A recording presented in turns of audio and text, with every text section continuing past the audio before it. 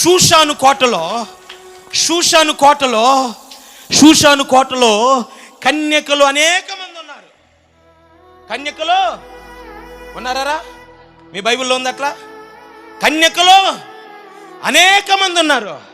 వాళ్ళు ధరించుకోవడానికి నానా విధమైనటువంటి వస్త్రాలు, నానా విధమైనటువంటి అలంకరణలు వారికి ఇవ్వబడ్డాయి. చెప్తున్నాను, షూషాను కోటలో అహష్వరోసు రాజు ముందుకి కన్యకలు అనేక మంది వచ్చారు. కానీ రాజు దృష్టిలో పెండ్లి కుమార్తె ఎస్తేరు ఒక్కతే. చప్పట్లు కొట్టి స్తోత్రం చెప్పండి. ఎస్తేరు ఒక్కతే పెండ్లి కుమార్తె. ఆమేన్, ఆమేన్, ఆమేన్. ఎంతమంది ఉన్నారనేది కాదు, ఆయన దృష్టిలో నువ్వు పెండ్లి కుమార్తెగా ఉన్నావా? రాజదండం అందరి వైపు తిప్పబడలే, రాజదండం ఎస్తేరు వైపు తిప్పబడింది. ఆమేన్. ఎందుకు ఎస్తేరు వైపు తిప్పబడింది? ఎందుకు ఎస్తేరు వైపు తిప్పబడిందంటే, హేగే నిర్ణయించిన అలంకరణ కాక మరి ఏది ఆమె కోరుకోలేదో. హల్లెలూయా. హేగే నిర్ణయించిన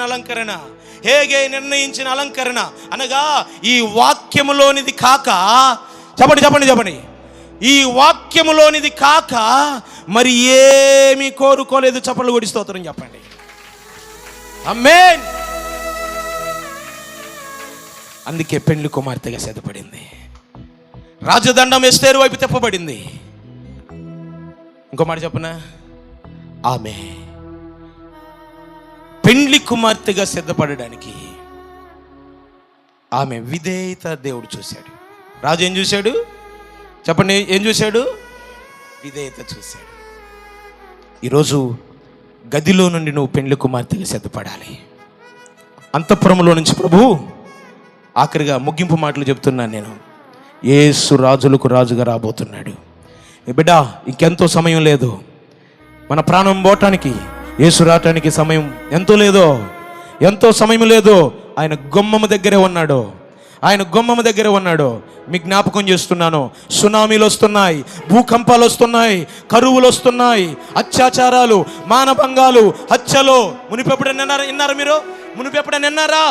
భర్తను ముక్కలుగా నరికి బాక్సులో పెట్టిన భార్య. స్తోత్రం. విన్నారా? భర్తని ముక్కలుగా నరికిన భార్యను ముక్కలుగా నరికిన భర్త ఎట్ట ప్రాణం ఒప్పుతుందండి? వాళ్ళకి కస్సాయి వాళ్ళుగా తయారవుతున్నారు, కఠినాత్ములుగా తయారవుతున్నారు, క్రూరులుగా తయారవుతున్నారు. ఏ దినాలివి?